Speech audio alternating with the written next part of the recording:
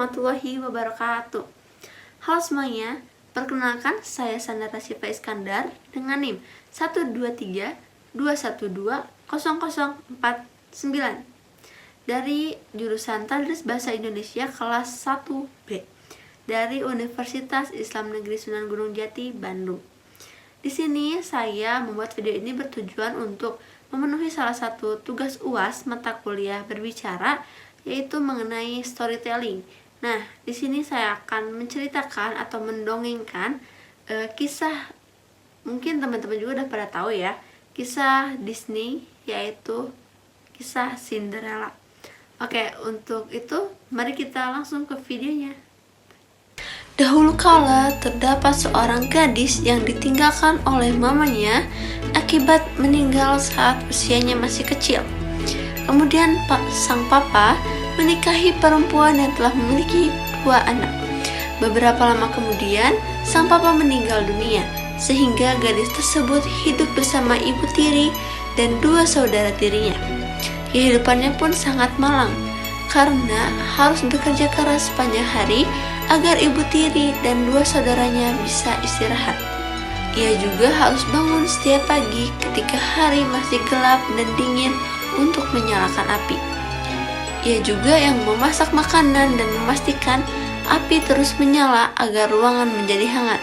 Gadis tersebut tidak dapat menjaga pakaiannya tetap bersih karena semua abu dari api dan debu dari rumahnya. Berantakan sekali, kedua tirinya tertawa, dan itulah mengapa mereka memanggilnya Cinderella. Ketika usia Cinderella beranjak 17 tahun, ada berita besar datang ke kota. Raja dan ratu akan mengadakan pesta bagi putranya sang pangeran untuk mencarikan pengantin perempuan. Semua perempuan muda di negeri itu diundang untuk datang. Mendengar berita tersebut, para perempuan menjadi bahagia dan semangat. Mereka mengenakan gaun terindah dan menata rambutnya dengan sangat rapi, agar pangeran akan memilihnya. Sedangkan Cinderella memiliki pekerjaan ekstra yang harus dilakukan. Ia harus membuat 2 gaun baru untuk saudara tirinya. "Lebih cepat!" teriak seorang saudara tiri. "Kamu menyebutnya gaun," teriak yang lain. Cinderella pun tersentak akibat teriakan saudara tirinya. "Kapan saya bisa?" ucap Cinderella terpotong oleh ibu tirinya yang berjalan ke kamar. "Kapan kamu bisa apa?" ujar sang ibu tiri. Cinderella pun pada akhirnya mengatakan ingin pergi ke pesta kerajaan tersebut. Namun sayangnya ia tidak mendapatkan izin jawaban yang menyenangkan.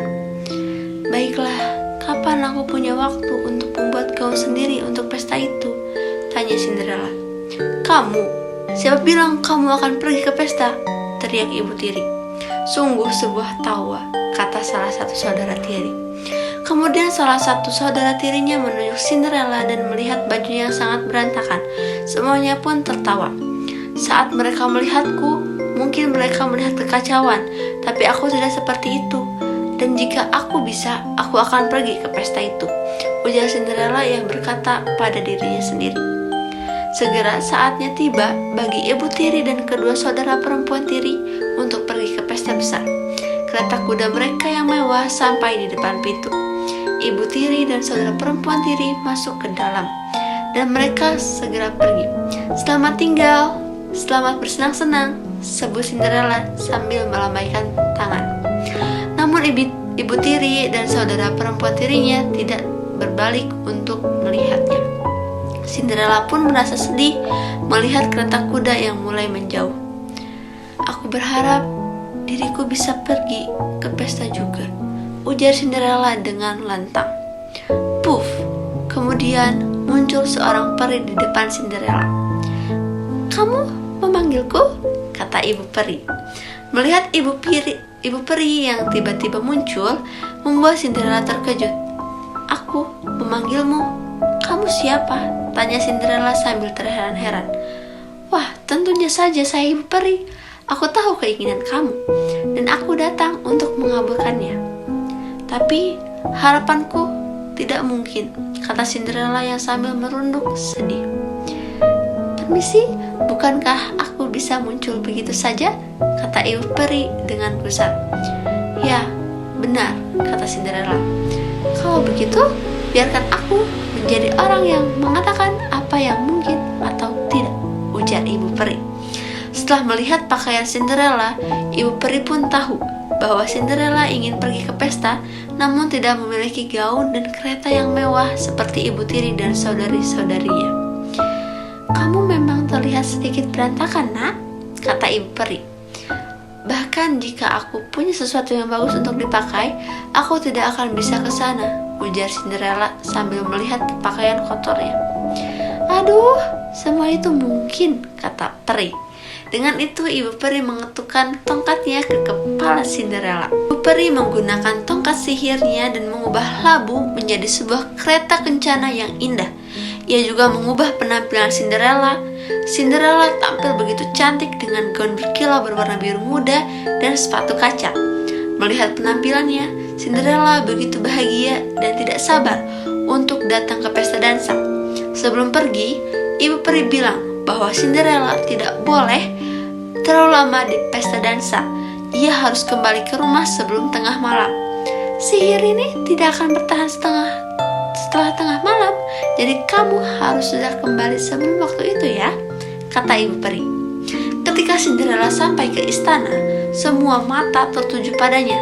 Ia menjadi perempuan yang paling cantik yang datang ke pesta dansa itu. Penampilannya pun sampai tidak dikenali ibu dan dua saudara tirinya. Pangeran yang melihat Cinderella pun langsung jatuh cinta kepadanya.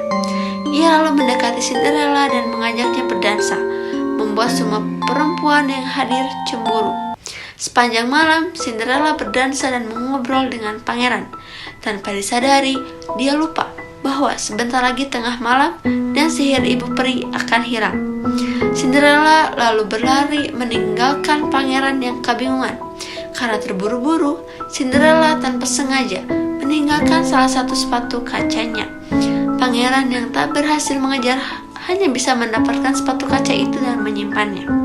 Keesokan harinya, pangeran bertekad untuk mencari Cinderella ke seluruh penjuru negeri.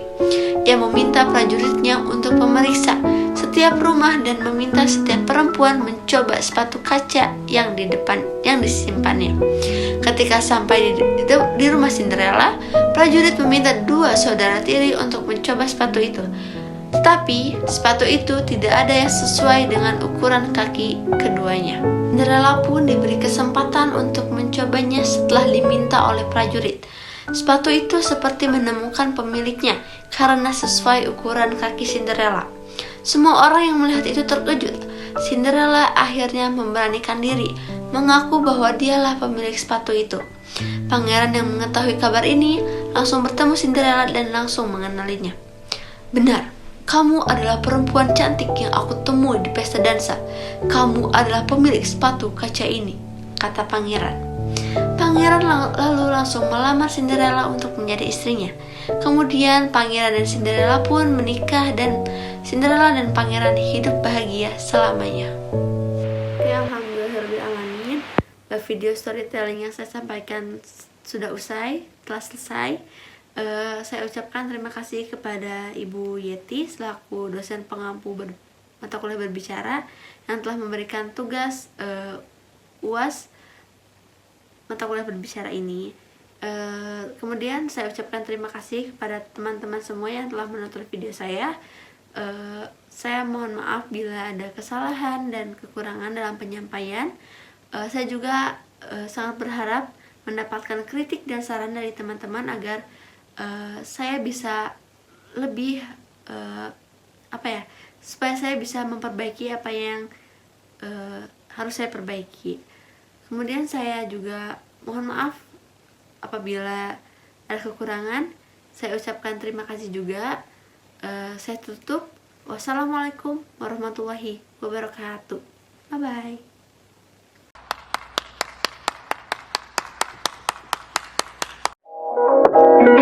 bye.